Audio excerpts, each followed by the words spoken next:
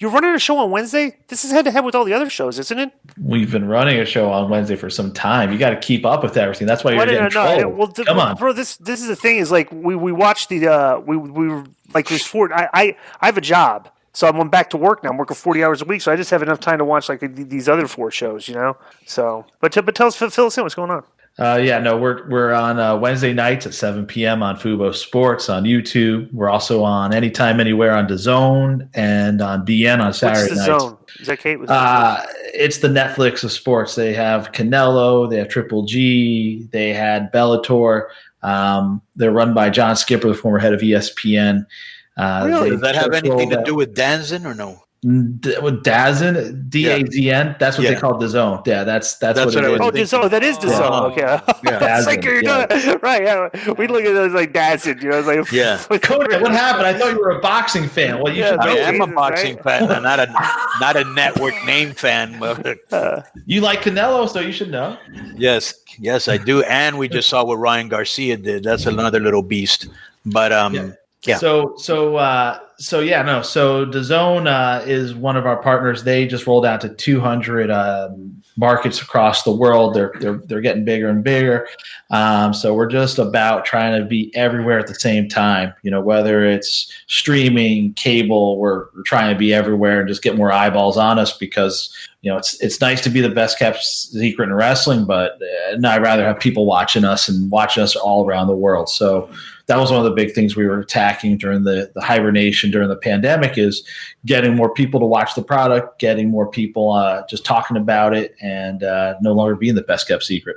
I'll tell you what, just for listening to the chatter, okay, is that a thing that I see a lot is that the people like the universe you've created on your show. With respect to the suspension disbelief, treating it like a sport and stuff, everything like that, it's not because me and Konnan rail on this all the time about in professional wrestling today. Is that we've crossed over the line and gone into too deep into the waters of there's too much cartoonish stuff in wrestling today. Like we've gone too far. There's not the cartoonish way outweighs the serious, and it used to be flipped and everything. And the way people describe MLW is, it's like it's not cartoonish, which is one of the best things that you can actually get today from looking for a regular fan is somebody to draw them to this product. What do you think about that? Yeah, I mean, I think everyone has a different, very strong feeling on what their version of wrestling is that they like, and there are people that feel very strongly they like very serious wrestling, and it shouldn't have any of this crazy shit. It shouldn't, all the prefab spots and all that stuff. I don't have like a condemned outlook on it. It's like 32 flavors, man. If you like that wrestling where it's wink, wink, you're in on the joke and it's ironic and all that stuff, hey man, rock your world. My version of wrestling, the stuff I know how to do isn't that. My stuff is more grounded in reality. So, we define it as a combat sport. Why? Because, we have former MMA fighters. We have a jiu-jitsu gold medalist. We have King Mo. And just the kind of wrestling I have to be to compete in a very competitive marketplace. I can't outdo WWE at what they're doing. I can't outdo AEW at what they're doing. I have to be something different. So we have a presentation. Why can't you outdo them what they're doing? I'm not gonna. I don't have the budget to do like a big Times Square style entrance set with pyro, and I don't want to do that. My product is, we got a fight clock, we got tail of the tape. It feels a little different than everything else. We make it more serious than most of the other stuff out there for the most part, and it doesn't hopefully feel scripted. And I'm not knocking their products. It's just I got to be me. I can't do what they do. And so when you do that, you try to find your own lane and then grow it and develop it. And what we've found is, being on BN Sports, being on DAZN, and then in 20 countries, primarily on sports networks. And the conversations we're having now are primarily with people or in organizations and networks that are more in the sports lane than in like scripted TV and doing stuff with, what would be a good example? HBO or something, which no longer does boxing. They got out of it. So isn't that crazy? It's like boxing to me is like kind of weird right now that I can't turn on HBO and watch that boxing show that was on 1 hour a month. Like so. What was the reason they cut that off? That had to be they were the best at it. You know, The Zone signed everyone. They took it all in. Wow. They took it all in. Dazn as they say on Keep It 100. I had no idea it was called DAZN. I thought it was Dazn. I thought it was Dazn too. Yeah. I've never had anybody spoken word refer to it as DAZN to me before until Court did. That's true. But that's good though, bro. But I'm telling you, is like the more wrestling needs to go back towards realism, because like here's the thing. Wrestling today, when critics of the show and people that have been in the business, guys like us, we've been around it for years. We've wrote, we've performed, we've been in front of the camera, we've been behind the camera. The wrestling today looks like the wrestlers are divided into two groups: the guys that come across as scripted and the guys that don't. It's like there's just a collection of people out there that you can just tell that when they're memorizing in their head and it's coming out of their mouth and they don't feel it and they're not comfortable and stuff, and the guys that aren't.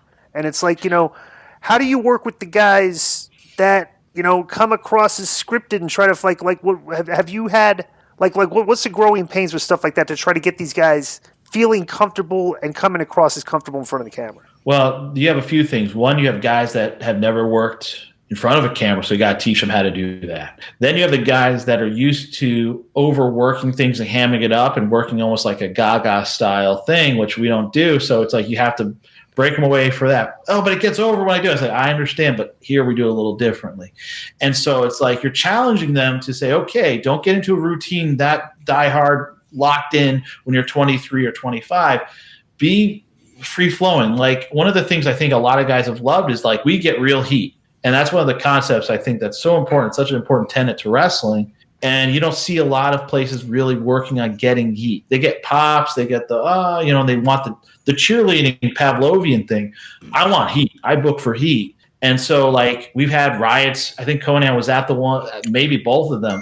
We had one in Chicago that almost went crazy with Fatu and Joseph, where they started throwing shit in, and it got really crazy. I think that was one where the guy jumped over the barricades.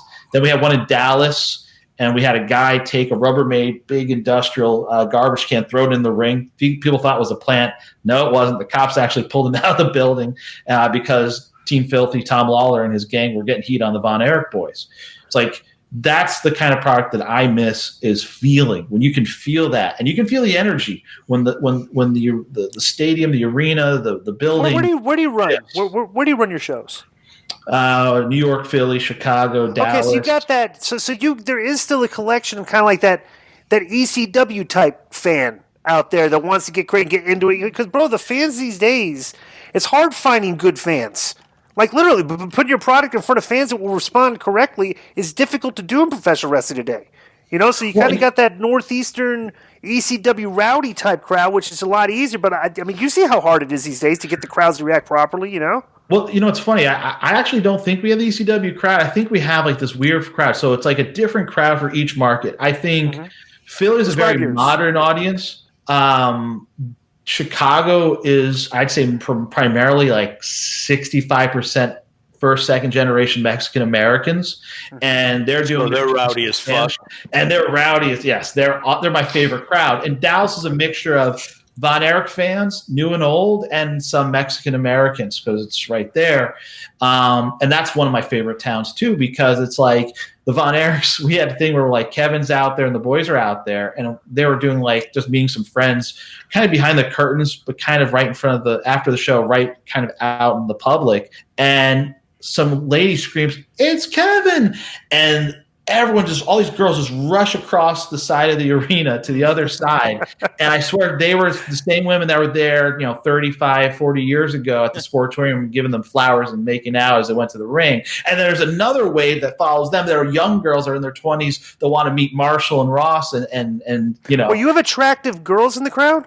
We have. How does that happen? It's like, bro, you look at crowds today, there's no girls.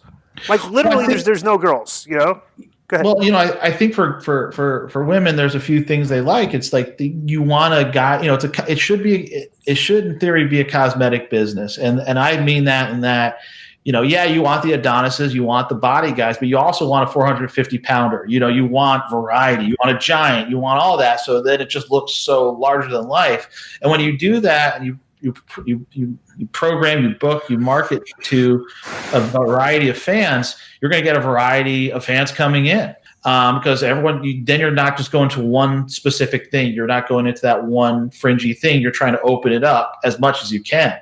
And that's what we've tried to do. And I think it's important to do that because you get more variety. One of the things about MLW also that's very special is that it's only an hour. So you're not there fucking bored. It's very hard to follow so much product nowadays, and anything over an hour and a half, I already start feeling fatigued no matter what I'm watching. You know what I'm saying? So it's a nice quick hour or 45 minutes with commercials or whatever it is. And then they're always doing cool different shit like the Opera Cup, which is this cup from 1917, that I think came from Stu Hart, right? Yeah, that was an interesting one. So that started around the turn of the century and had like Waldek Zabisco and Hackenschmidt and Stu Hart all won it. It was actually, we found an article from New York Times from 1915 that had our cup in it. It was the first year they introduced our cup, which we physically have. It's an antique. And wait a second, you got an actual wrestling piece, an antique item from 1915? Yeah. So every year that was like the trophy you'd win, that 1915 trophy, actual cup. And in 1947 or 48, Stu Hart won the last one, and I guess they just ceased doing the tournament. Is this kind of like, is this a Pat Patterson Intercontinental title story? No. This is It's a shoot. That's what makes the story so much more interesting. Right, it's actually story. I can't get about that. Right. And the great thing is he would have really good matches with people that could wrestle, like Loki and Harry Smith, Stu's, what is he, grandson, or what would he be? Grandson. Yeah, that's the crazy thing. So like Teddy and Harry got this trophy and they just had it hanging around, and we were originally going to do this thing like 15, 16 years ago, and then we didn't. And then I was like, I want to do this. I want to bring this thing in, and they donated it to me. So and moving forward, we have this cool annual tournament, the Opera Cup. But it was called that because it used to be held in opera houses. Because back in the turn of the century, wrestling was held, believe it or not, in high culture opera houses in Boston, New York, Baltimore, Philadelphia. So if you go on New York Times and search, you'll find these articles for the Opera Cup. And did you know this? Disco, his great-grandfather, I don't know which one it was a wrestler, right? Like back in the fucking... Yeah, like 1870s, 1880s. It was like my great-great-great uncle was a wrestler that headlined a Madison Square Garden. I think it was the opening of the second Madison Square Garden, which is actually the first one I think that was actually indoors. The first one was actually like an outdoor garden deal. But he actually, what was interesting about him, when his career was winding down, he had a bar in Greenwich Village. And basically he had a partner with the bar, and everyone get drunk. And so what they do is they kind of work the patrons into these situations where they had plants that would start a fight. And so, let's go to the back and settle this. And they had it in the back like a beer garden. And it was all work, but they would take money on fights, and all the drunks would pay, and they'd work a fight and make a ton of money. It was like it was like a gimmicked backroom fighting situation. But Theobald Bauer, he has his own cigar. What was his name? Theobald Bauer. That's old because nobody today is called Theobald. All right. No, but he's got his own tobacco cigar card. It's pretty cool. Yeah. Let me ask you a question, Court. Do you do any cinematic stuff on your show? No. What's your take on that? It's a weird thing because it's like I watched the Taker one, and it was, I was like, I wanted to resist it, but then I watched, and I'm like, this is genius because it now gives you like an undetermined extended runway on his career, because you can do these kind of cinematic matches for Taker, and it's filmed in a way that it's very low risk. You get the outcome you want.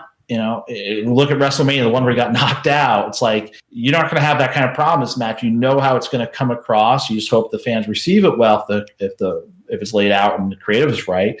Like anything in wrestling, though, it can be done to death, and everyone's doing them, and you're like, why?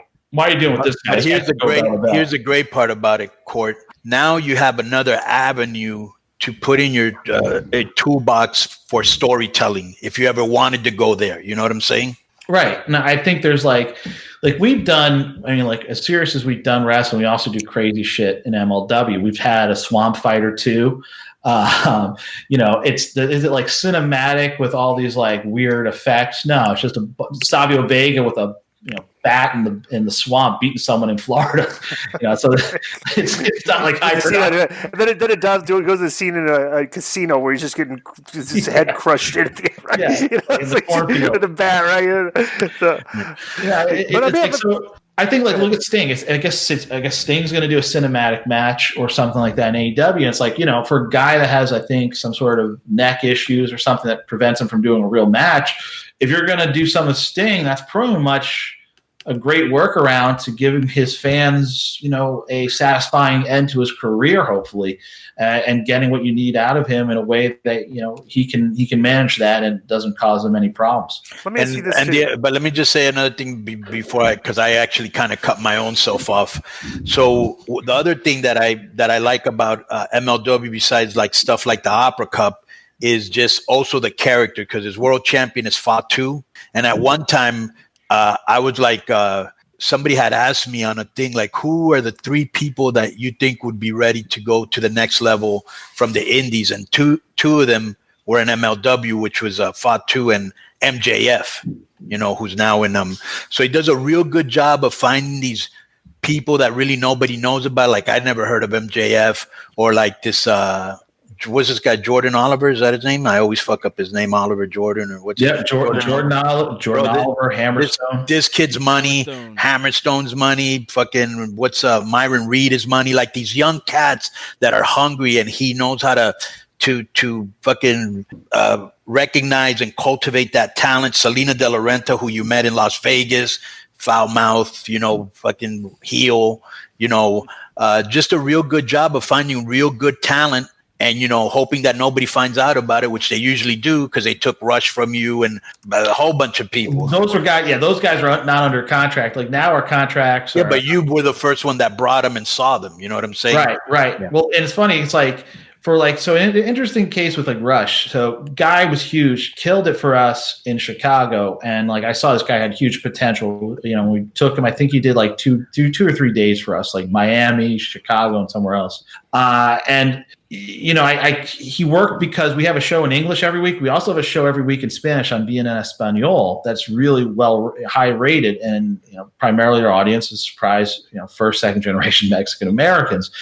And so we saw a real big play to make one of our top guys. So we were in talks to do a deal, and we got the blessing from Paco Alonso, who was alive at the time, and then other parties got involved to try to pull him in a different direction. And, it was one of those interesting moments where you're like, we had such a rich package put together in terms of a deal for him, that you see this in sports, right? Like teams put it all in on one guy, and it kind of went against like how I approach the business. It's like I do a wrestling version of Moneyball and find undervalued, undiscovered talent and put them in our system, and they thrive. And this was a guy that's just a stud. And you had to figure out a way to make this make sense from a financial point of view. And then I was looking at that deal. I was like, man, this is going to be a really risky deal because we're putting everything behind him, all of our resources and all our, a big chunk of our budget. And the deal didn't happen. And then that allowed me, when that deal didn't happen, to go out there and sign Fatu, Joseph Samael, Richard Holiday, Alex Hammerstone, like 2 or 3 other dudes. And that filled out my whole roster for years. And he went off and did his great things elsewhere. But for me, it was like such a valuable lesson. Stay principled. Don't be tempted always, because he was an incredible and is an incredible talent and will be for years to come. But there are a lot of great guys out there. If you know where to look, even right now, everyone thinks that there's no great talent out there. I'm about to sign another guy that's a stud. So it's like, they're out there. And let me just, I endorsed one. Go ahead. Well, I was just say I endorsed one guy. Right. Well, like over the years, I told everybody way before in the video. I said, "Bro, you guys should check out Killer Cross's content. It's like that. It's the best stuff. Like Cross YouTube, actually like, worked for him the last match before he went to WWE. So it's like, but it's funny. I like when it's cool when you find somebody and you're like, okay, that guy's got it. Then you watch what happens in their career. It's like, okay, that was a good endorsement, you know. Yes. So what do you think your batting average is on like how good of a judge of talent would you consider yourself? Have you been wrong? Have you been right? More of like where do you think you lie in that? Hall of Fame.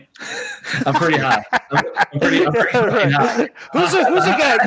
Give me somebody that nobody else was talking about that you put that you got behind and said, watch, this guy's going to be great. Oh, man. I mean, I think one of the first guys you could look at was probably MJF. The second we signed him, then like WWE wanted him and everyone wanted him.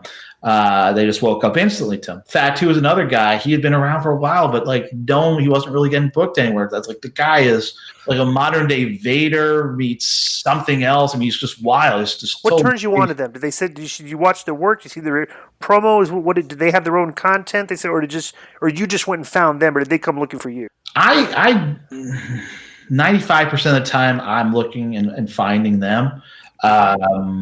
Like interesting case like the Von Erichs, who have become like they're my like top merch sellers. They sell out Dallas automatically anytime I go there. Whenever they're on, they're like our top rated guys. Bro, and you got like the trifecta with them. They're the Von Erichs, they're good looking, they're nice guys, and they can go. Yeah. And they can go. But, the funny thing is, like, when you looked at them, I think people only were judging them based on, like, their footage when they were rookies in Japan in, like, 2012, and they hadn't really seen footage of them since. And if you go in that... Come on, for the Von Erichs, this is not a good... The Von Erichs, these guys are, like, second generation of guys, to some of the greatest legends in the history of the business. Third generation. I want guys that don't have any pedigree or nothing. I want to know a guy you found that just nobody. Didn't you? Because the Von Erichs are going to be great, right? Well, no, but that's the thing. People were like, oh, they just saw the rookie footage and they thought that's all they were, and that's really? it. And so I started when I knew the Lucha Brothers were leaving, and I got a good feeling in my gut about that probably December of 2018. So I called up the Von Erichs and I started like, I need another attraction. You can't replace the Lucha Brothers. They're just special. And Phoenix and Penta are their whole different thing. So you can't just find, hey, I can't call up Konnan and say, hey, find me two guys that are going to be the next Lucha Brothers. Right, yeah. I had to go in I needed to fill my tag team division, but I had to go in a different lane. And that's when I started to talk with Kevin and the boys, and I was like, this is perfect. This was great. In terms of unknown talent that no one knew, that I think that you could look to, I think, Hammerstone, Richard Holiday, those are great guys that just phenomenal. And Hammer is a guy out of Phoenix, and it's a weird place because, it's not like you're going to be in the buzzy areas to get bookings because there's not a lot of people running in that area. Yet he had 2 or 3 tryouts, and for whatever reason, WWE didn't sign him, which is insane looking back. Fatu they gave him. Hammerstone was a fixture here in FSW in Vegas for a while, and they were like, and he got the cross treatment where Joe DeFalco, Joe DeFalco, right? The guy that runs FSW. He's on the disco list, by the way. Yeah, he runs the shows here, but he was Hammerstone and Cross. He was using them. He was bringing in like the Matt Hardys to wrestle them, the Morrises. These guys were getting their feet wet against quality competition. Guys that were going to learn like how to work against. So like right. I saw Hammerstone's built like $1 million. You know where he was? You just knew that guy was for Joseph Samuel or the Sheik, whatever, because he had I don't know if he runs it anymore, but he had a promotion in LA that was doing good. PCW, Pacific PCW, Coast, yeah. Well, plus with Hammerstone too, you got a guy that looks great. It's hard finding guys that look great these days. A lot of the talent is not aesthetically, like what I'm saying, like they don't have like a lot of muscles sometimes and stuff, and they're smaller. But Hammerstone checks all the boxes, Yeah, he's now our locker room leader. He's like just one of those guys that just it's interesting seeing a guy evolve, in front of the crowd and on the on camera, but then you see a guy behind the scenes and how he's really become, a captain of the team, and he has a leadership role. Same with Fatu. And it's nice to see just to see a locker room mesh like that. And it's like we've had guys that, like, even if they fall out of favor with the company, if they say something about the company, they're not going to be welcomed back to our locker room because there's going to be heat because those guys put them over, and if they turn on me or the company, it's not going to go along with them, and which I think is kind of shocking in 2020, or should I say 2021 now. You don't see that. That's an old school thing, but to see that kind of happen here, because I've gotten calls about it at times, it's like it's gratifying. It's humbling to see that. But Hammer's a great guy, and he's a stud, and he's a franchise guy. So he's like, during the pandemic, there was a bunch of guys that were like, we got to make sure that they're here for the long term. In fact, Hammer, Selena, Holiday, we re-upped with those guys. I was watching an angle you're doing a while back. Are you an on-screen character full time, or just you do that? Okay, what was that angle you were doing where Teddy Hart was just like aggravating you coming on screen? Like, yeah, like how much of a shoot? How much of a work was that? Yeah, that was just real? That was just real life. Let me put it this way: that was definitely a work compared to what you really had to put up with. Well, it's I don't want to be on camera. I think I've been on camera maybe once, and that was when we introduced Teddy that one time. Can I just say this, Court? My favorite on camera scene of you is when you're getting hit with a chair by, I think, either Gary Hart or Homicide, or by a cane or some shit. A broom, right? Wasn't it a broom? Yeah. That's a broom. Oh, wait a minute. That was you. Wait, I remember that clip because I tweeted about that because one of the guys that was hitting you with the broom looked like Zach Galifianakis or whatever. That was me. That was you. You remember I tweeted that at FRR and we all like, that was the thing. Yeah, it's hysterical, right? Long blood. Right. I was, I think, 22 at the time. I look older in that video than I do now. I don't know what it was on right now. You look very good right now. I hit it.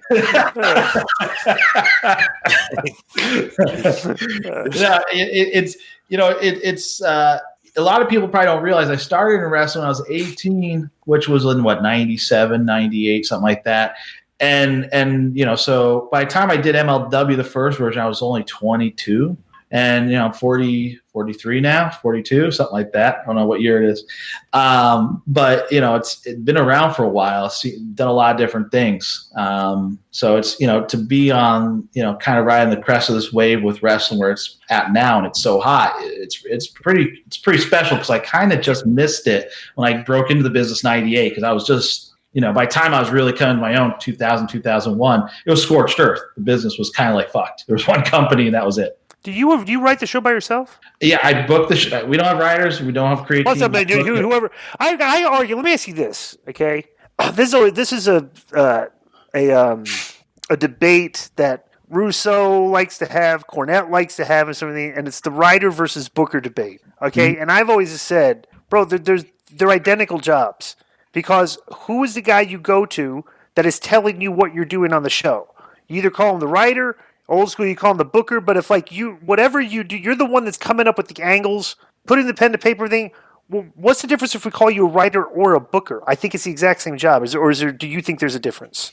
There is. How is it a difference? I can't. There is a difference. Go ahead, Court. My experience at WWE and seeing other systems with creative teams and writers, most of the writers don't know how to, they don't write or figure in a finish, or they don't know how to really get to a point where they collaborate and construct the finish and don't understand the elements that make a finish. I've seen creative teams, I've been a part of creative teams where they didn't even understand, the fundamentals of booking heat and things like that.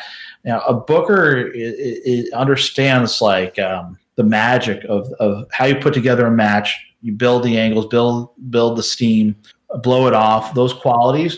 Writers kind of definitely kind of seem more on the wavelength of writing for TV and have different goals and have a different background and have different things they offer or don't have and deficiencies that you don't see from a booker. A booker, is a different kind of gig. It's like I'll argue this with anybody. How is it a different gig? We're coming up with both guys are coming up with the ideas and the angles for the shows. How is it? I mean, like the word we're using, I just don't see how the actions are any different between what the two are doing. That's my whole thing. Because to me, it's like what you book in a match and what you have a guy say you're going to do or not do. If he's given 50% or he's taking 20% in the match, what the angles are just one component.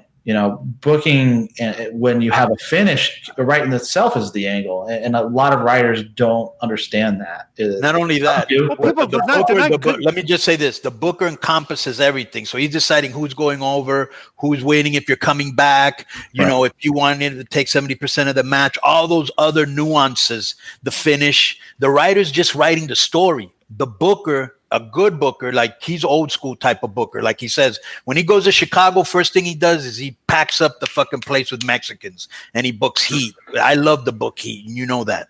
So he's old school with that. The writer's just writing. Hey, give me a storyline for this guy and that guy. If I have people that work with me, they don't know how to be a booker, bro. They don't know how to put together a card. They don't know how to bring back people. They don't know how to do.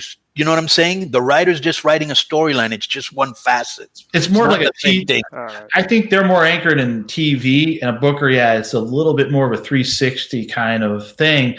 The weird thing too is like bookers, it's like how do you learn to be a booker right now? I mean, even when I was 20 some odd years ago, it took me a long time to find someone to teach me how to do it. You don't have, the late great Pat Patterson out there dropping knowledge. But you were very lucky because you were around guys like Gary Hart and Dusty Rhodes. You know what I'm saying? Yeah, so and Pat, a lot of that. I mean, Pat to me was in the best finish man I think I ever. Absolutely ever was around. Just his ability to know how to book a finish and better than Johnny Ace. Just a little. Bro, what's a funny thing? When they brought Ace into WCW, Eric had said we're bringing this guy in because he's the best finish guy in the business because he was doing all the Japan finishes, right? Yeah, and like everybody was, it's funny because like you're sitting there and you're like looking over at Arn Anderson, you look at these guys, I'm like, what is wrong with these guys? I'm not being like so. Johnny Ace comes in the meetings, and the first thing he wanted to do. It's like when we're talking about the matches and the finishes, he wanted to go over the finish. But it's like a 10-minute, I'm like, bro, we do this on match day. When you get with the talent and the agent, just, you tell them what you want. But, like, we don't have to, like, he's booking the actual move-for-move finish in the booking meetings. And I'm like, dude, what are we, it's like, well, why are we wasting our time today on this? It's like, when we get to the show, we'll do that when we get with the talent. So that's the way I always thought about it. So, it's interesting, like, guys like Pat, I do it. Michael Hayes does it. It's like you start thinking about finishing along, depending on where you're at. If it's a big match, pretty far out, and you'll start to talk with talent a few weeks out, and you get their feedback. You find problems with it. You figure out, well, let's think about where we're doing this finish. What's that crowd going to be like, and the context of things. And what Pat was so good at was just the final polish on a finish and just making sure it built and it built and it built. I mean, the way he'd run you through and pitch you on it, he sold you because it seemed almost operatic, and it was very just just how it hit its peak was so masterfully done by Pat. I don't think there's anyone that will ever match Pat in terms of just setting the table for such a punctuation that leads you to that finish. Cornette's a really good finish man. Paul Lee was very creative and understood the real fundamentals of how you do a finish right. But there's not a lot of guys. Like I see a lot of finishes. That's a perfect example.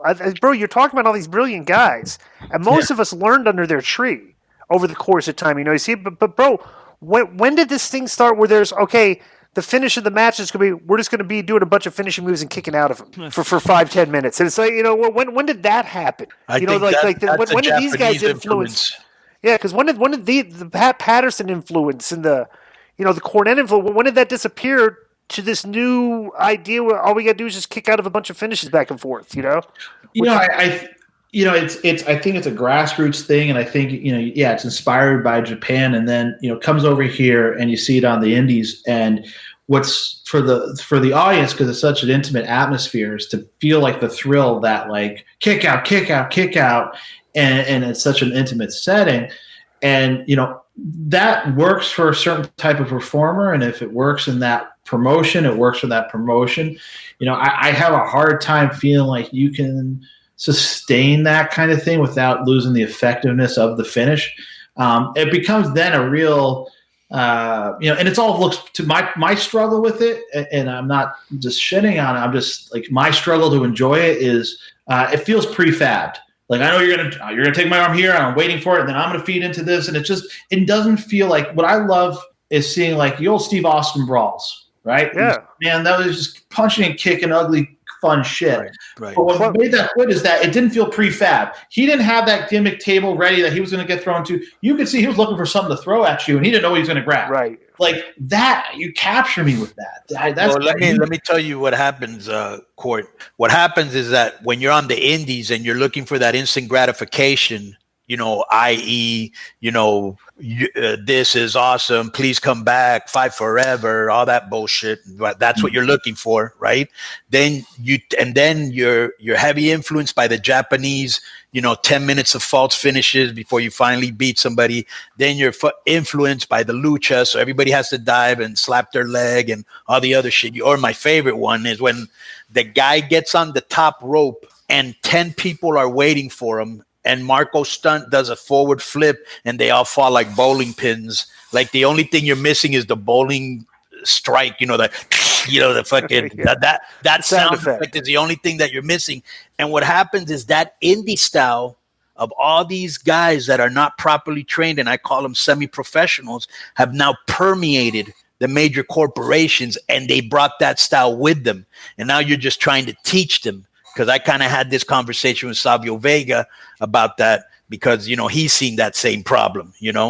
and it's a bitch because everybody's been trained that way, and they brought those habits with them to the, what I'm saying, to every promotion, really. And I think the cutting edge athleticism and innovation of the moves themselves are really important to the progression of wrestling. 1,000%. What you have to do is you kind of have to. What I try to do, because everyone has this challenge, is okay, how do you take the best of that, subtract what you don't like, and then get the guy to level up and be a whole complete performer. And the best thing you can do is put him with a veteran, and the right kind of veteran, not just any veteran, but the kind of guys who are like, okay, let me explain. We'll do this. We're not going to do that. And they might fight it, and they often resist it. But then once they see the crowd and how they react to it in a different configuration, sometimes the light bulb goes off, and then they're like, aha. Like, there were guys that just didn't understand heat, and we're going to get heat, and this is what you're going to do, and this is how you're going to do it, and then you got to make sure you really work this thing in. They're like, are you sure it's going to work? I'm like, just please trust me, I promise. And they see it, and they're like, oh yeah. And you're so correct about that, Court, because like you say, you put them with veterans, because that's what happens with me. A lot of times they'll be like, oh, I can't believe the guys in the first match, they're not selling and blah, blah, blah. I go, I don't give a shit. That's my video game match. That's where they're going in and they're entertaining everybody. When they get to the third match, it's a whole different style. And when they get to the main event, it's a whole different style. They're going to learn anyways. Why am I pressuring them now? Let those motherfuckers fly in the first two matches. Yeah, I mean, it's funny though too. When there's certain guys, and especially young guys, it's like you kind of have to let them burn it off. Right. It's like you're just right. You can't. If you try to ground them and shut them down, they're going to lose their confidence. They're gonna reject you and the system, and they're not, as performers, feeling like they're giving it their all, and they're feeling limited.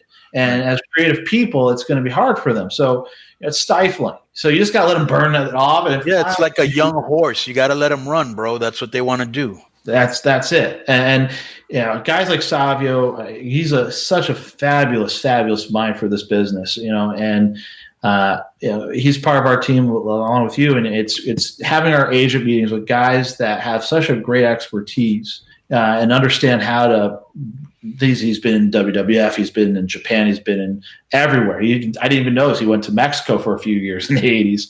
So it's like these kind of guys that, like you, that drew money, that know how to help and talk to this generation is very rare.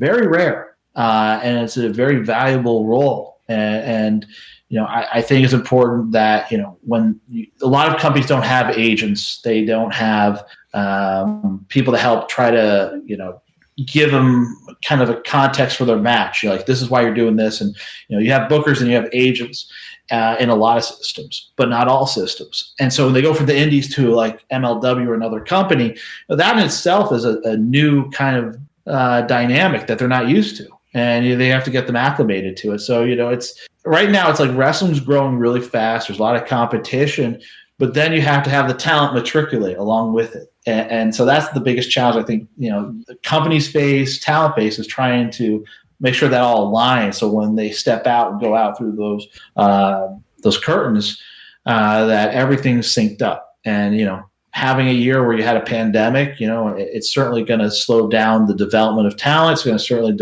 slow down a lot of these things.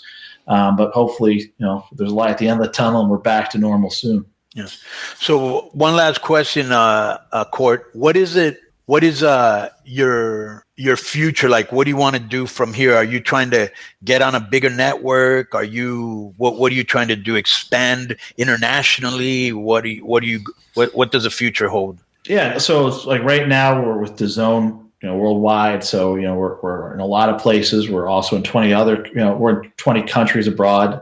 On traditional broadcast cable and satellite.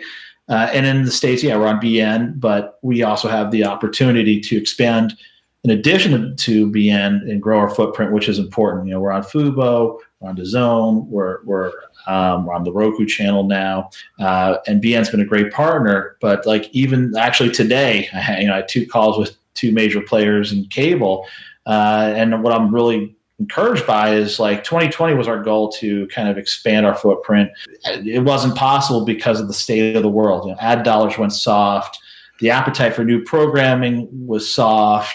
Your ability as a promotion to deliver on new programming is a little dicey in 2020. But now with a vaccine and kind of an outlook being more encouraging, ad dollars are getting better. There's more of an appetite for doing deals. It's getting stronger.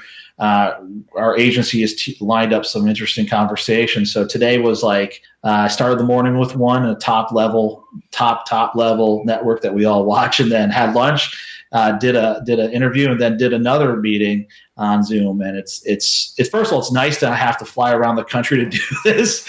I mean, everyone gets to see each other's houses and stuff, but at the same time, it's super convenient, more efficient, and you can keep rolling and stack your day with these meetings. So for us, it's just getting more eyeballs, growing. Our big thing for us is just media rights. Especially right now with no ticket sales, you want to continue to grow that and escalate that revenue line. We have a lot of deals in place. We've been busy during the pandemic, but keep growing that. That's important for us. And right now, with everyone else locked up to these multi-year deals, being the only free agent in the game and being able to talk freely with a lot of people that want to get into wrestling, see it's hot, you feel like Cinderella at the dance. Now, let me ask you a question. When you say that they see that it's hot, do they see it's hot because there's so many promotions now that are on TV, but they're not really looking at the ratings that have gone down? What is it? What is their barometer? Well, I think you look at the metrics, and it's like it's engagement, it's social media, it's Google Trends, it's the demo number more than the overall number. It's the streaming data, your data points, and it can be anything from your web traffic to your YouTube to your social media, your numbers. What are we doing in on Star Times in Africa? What are we doing in the UK? What are we doing on DAZN? What's the watch time on DAZN? What's your retention on DAZN? Okay, well, if you're on another station, it's comparable, and we give you X amount of marketing dollars, and we're going to give you a certain plush prime time spot. We can create a formula and quantify that you're going to do this on this network. So it's amazing in having these conversations. How much is data driven now? Whereas years ago when I was in my early 20s having talks with maybe regional sports networks, it really wasn't like that. It's more of like, well, philosophically, wrestling isn't for us, or philosophically, we're into wrestling and we want to do this. Now it's like, well, what is the data? What does the data show us? And what is that data, and how does it sync up with our data? And that's really important. But for wrestling right now, it is perceived as being hot. TNT's doing well with it. Fox is doing much better now than they were a few weeks ago with it. But in general, wrestling's looked at as affordable program, especially when you look at what it costs to renew the NFL rights, the Major League Baseball rights. These are loss leaders for these companies. You look at those deals, and those are deals that, you got to do them, because what's the identity of a if TNT lost the NBA and TBS lost baseball, like what do they what do they have? They have AEW in that case, but outside of that, what's their sports portfolio? It just collapses, and those deals are too expensive in terms of paying for themselves, but they bring a lot more to the table than just that. Same with ESPN, right? So if they if they lost the rights to the NBA and baseball, it's like, so they're always going to be there, even if they're loss leaders for the networks. They have value. And I think it's really important for us. We define MLW as a combat sport. We want to be in that sports category. And it's funny because we're basically on sports networks with all our deals, be it domestic or abroad, we're on sports network. So it's nice. We found our way to compete in this very crowded and competitive space. Yeah, well, bro, very interesting perspective. I just want to say, Court, I hope you do get a big deal. I've always said you're one of the brightest minds in the business, one of the best kept secrets. And also, I do hope you get a better deal so you can pay me more money. That's right off the bat. Okay.